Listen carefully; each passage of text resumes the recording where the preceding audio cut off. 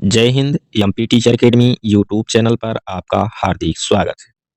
यह वीडियो सामाजिक विज्ञान के विद्यार्थियों के लिए व अभ्यर्थियों के लिए इम्पोर्टेंट है।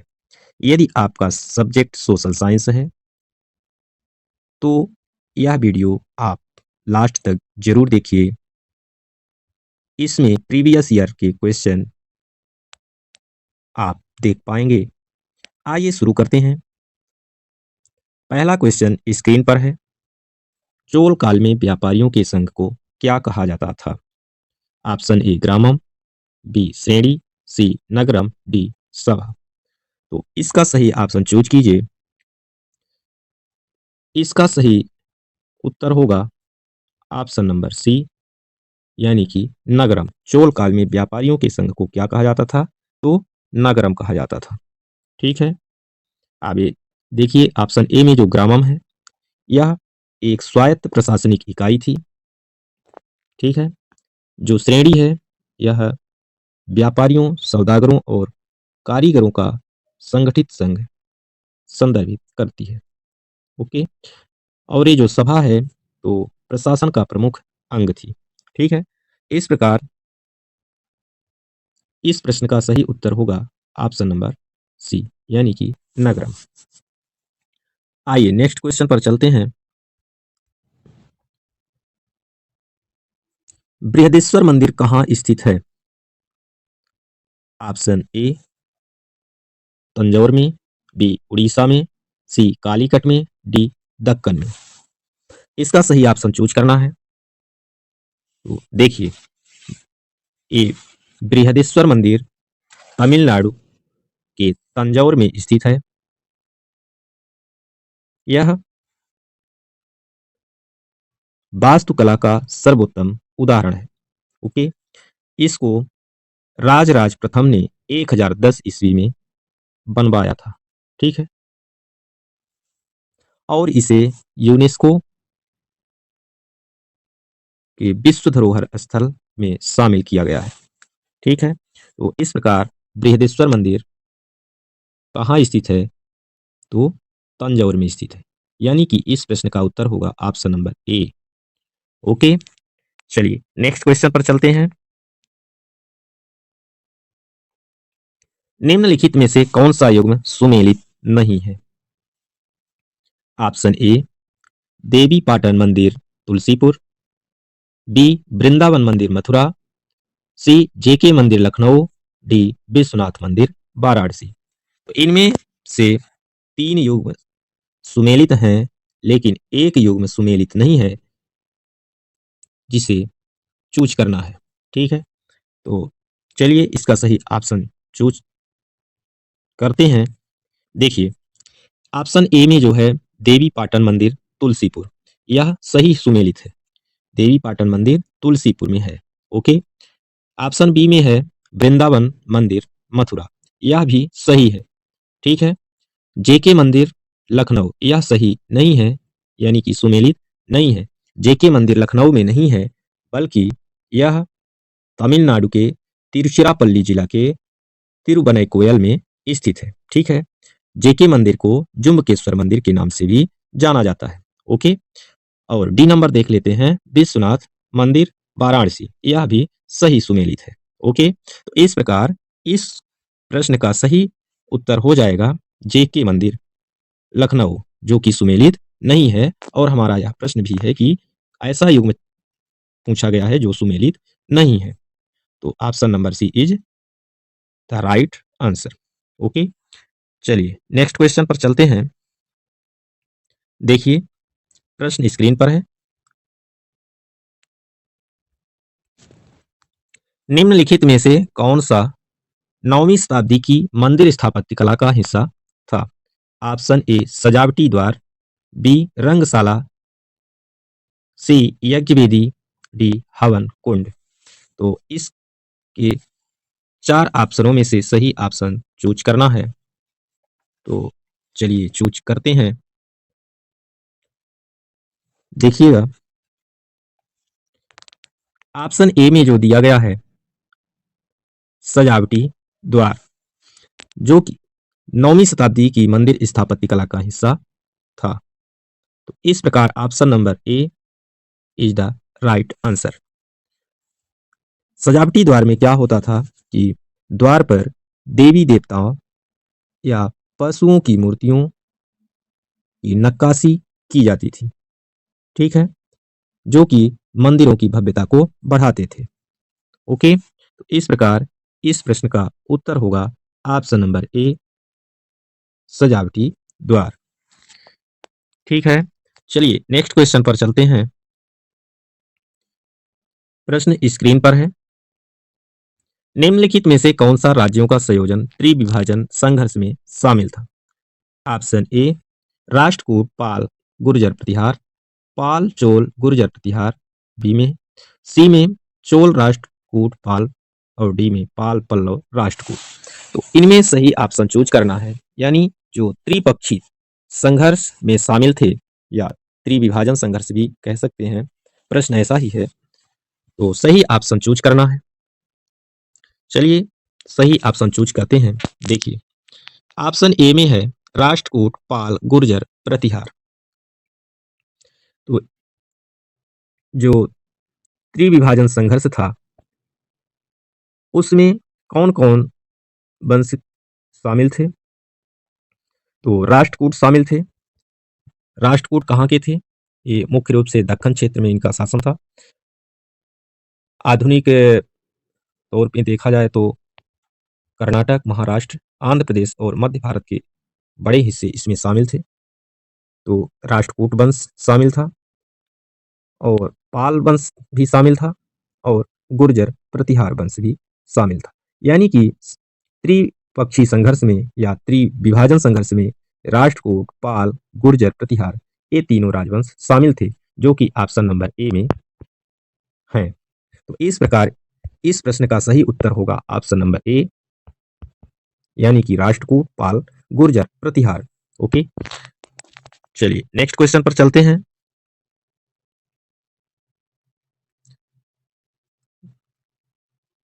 देखिए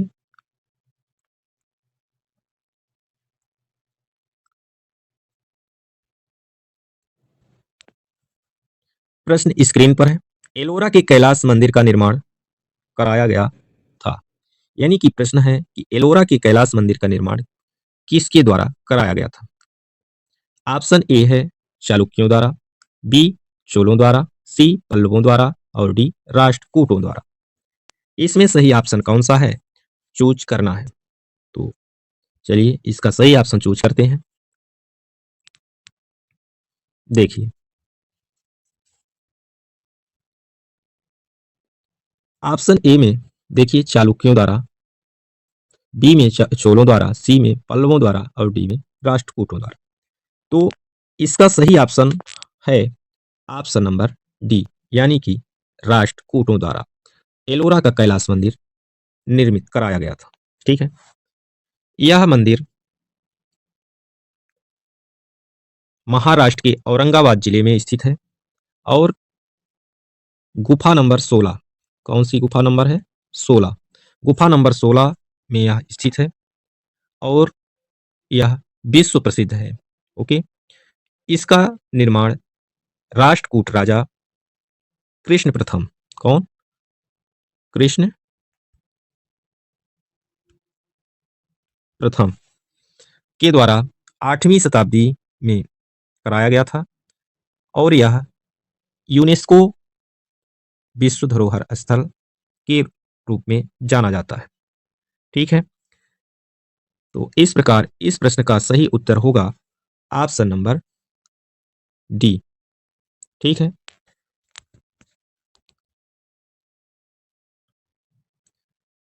चलिए नेक्स्ट क्वेश्चन पर चलते हैं। देखिए स्क्रीन पर महाबलीपुरम के प्रसिद्ध मंदिर किस शासक के शासन के अंतर्गत बने? ऑप्शन चूज कीजिए। ऑप्शन ए है पल्लव, बी चोल, सी चालुक, डी काकतीय। यानी कि महाबलीपुरम के प्रसिद्ध मंदिर किस शासक के शासन के अंतर्गत बने थे? तो सही ऑप्शन चूज करना है। चलिए सही ऑप्शन चूज करते हैं। देखिए ऑप्शन नंबर ए जो है पल्लव, तो इस प्रश्न का सही उत्तर होगा, ठीक है, ऑप्शन नंबर ए। महाबलीपुरम के प्रसिद्ध मंदिर तमिलनाडु के चेन्नई के निकट स्थित है और ये पल्लव वंश द्वारा 7वीं 8वीं शताब्दी में निर्मित कराए गए थे, ठीक है। इन्हीं में से एक है शोर मंदिर। कौन सा? शोर मंदिर, जो सबसे प्रमुख है, ठीक है। शोर मंदिर सबसे प्रमुख है और इसे यूनेस्को विश्व धरोहर स्थल में शामिल किया गया है। ओके, चलिए नेक्स्ट क्वेश्चन पर चलते हैं।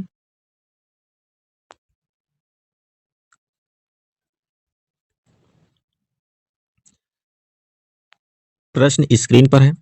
गजनी के सुल्तान महमूद द्वारा सोमनाथ मंदिर को नष्ट करने के पीछे कौन सा मुख्य कारण था?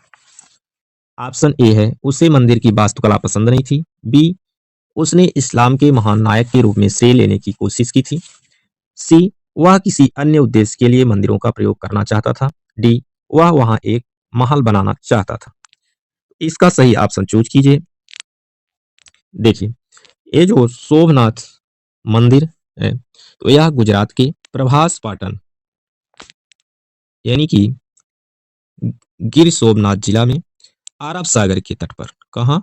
अरब सागर के तट पर स्थित है और यह 12 ज्योतिर्लिंगों में से प्रथम ज्योतिर्लिंग है और ये भगवान शिव को समर्पित है। किसको? भगवान शिव को समर्पित है। यहाँ कई आक्रमणकारियों द्वारा तोड़फोड़ किया गया। 1026 ईस्वी में महमूद गजनवी द्वारा एवं 1299 ईस्वी में अलाउद्दीन खिलजी के द्वारा तथा 1394 ईस्वी में गुजरात के सुल्तानों द्वारा और 1706 ईस्वी में औरंगजेब द्वारा इसे लूटा गया और तोड़ा गया, ठीक है। यदि वर्तमान की बात करें तो जो वर्तमान में मंदिर है, तो यह 1951 में सरदार पटेल के प्रयास से मारू गुर्जर शैली में मंदिर बनाया गया, ठीक है, वर्तमान की बात करें तो। अब प्रश्न हमारा है कि गजनी के सुल्तान महमूद द्वारा सोमनाथ मंदिर को नष्ट करने के पीछे कौन सा मुख्य कारण था? तो इसका सही ऑप्शन चूज करना है। तो ऑप्शन ए में देखिए, उसे मंदिर की वास्तुकला पसंद नहीं थी, या तो गलत है। उसने इस्लाम के महान नायक के रूप में श्रेय लेने की कोशिश की थी, हाँ ए सही है। आगे भी देख लेते हैं। वह किसी अन्य उद्देश्य के लिए मंदिरों का प्रयोग करना चाहता था, नहीं, कोई उद्देश्य नहीं। डी, वह वहां एक महल बनाना चाहता था, नहीं, ऐसा कोई उद्देश्य उसका नहीं था। तो इसमें सही ऑप्शन होगा ऑप्शन नंबर बी, उसने इस्लाम के महान नायक के रूप में श्रेय लेने की कोशिश की, ठीक है। ऑप्शन नंबर बी सही आंसर है। ओके, चलिए नेक्स्ट क्वेश्चन पर चलते हैं। विष्णुपद मंदिर कहाँ स्थित है? Option A Patna, B Danapur, C Jamui, D Gaya. तो ये जो विष्णुपद मंदिर है, तो बिहार के गया शहर में फल्गु नदी के किनारे, ठीक है। किस नदी के किनारे? फल्गु नदी के किनारे स्थित है, ठीक है। और यह प्राचीन हिंदू तीर्थ स्थल है। यह भगवान विष्णु को समर्पित है और मुख्य आकर्षण एक चट्टान पर अंकित पद चिन्ह है, ठीक है, जो पितृ मोक्ष के लिए प्रसिद्ध है। ओके, तो अब इस प्रश्न का सही उत्तर चूज करना है। तो इस प्रश्न में ऑप्शन नंबर डी में जो दिया गया है गया, यही सही उत्तर होगा, यानी कि विष्णुपद मंदिर गया में स्थित है, ठीक है। ऑप्शन नंबर डी इसका सही उत्तर होगा। चलिए अगले प्रश्न को देखते हैं। प्रश्न स्क्रीन पर है। भोरम देव का मंदिर किस वंश के राजा के काल में निर्मित हुआ? Option A चिंदक Nagvansh, be null वंश, सी फड़नाग वंश, डी कलचुरी वंश। इसका सही ऑप्शन चूज करना है। तो देखिए, भोरम देव मंदिर छत्तीसगढ़ के कबीरधाम जिले के कवर्धा, कहाँ? कवर्धा से 18 किलोमीटर दूर चौरा गांव में। कहाँ? चौरा गांव में स्थित है। और यह प्राचीन शिव मंदिर है और इसे छत्तीसगढ़ का खजुराहो भी कहा जाता है। ठीक है। इसे 11वीं शताब्दी में नागवंशी राजा गोपाल देव ने बनवाया था। कौन बनवाया था? गोपाल देव। ओके। तो इस प्रकार इस प्रश्न का सही उत्तर होगा ऑप्शन नंबर सी, यानी पर नागवंश। नागवंश के गोपाल देव द्वारा बनवाया गया था। ठीक है। तो बस आज इतना ही। वीडियो यदि पसंद आए तो लाइक कीजिए, शेयर कीजिए। चैनल को अभी तक यदि आपने सब्सक्राइब नहीं किए हैं तो सब्सक्राइब कर लीजिए। ऐसे ही वीडियोज पाने के लिए बेल आइकन को प्रेस कर लीजिए। वीडियो को लास्ट तक देखने के लिए हृदय से धन्यवाद। मिलेंगे पुनः नेक्स्ट वीडियो में। तब तक के लिए जय हिंद, जय भारत।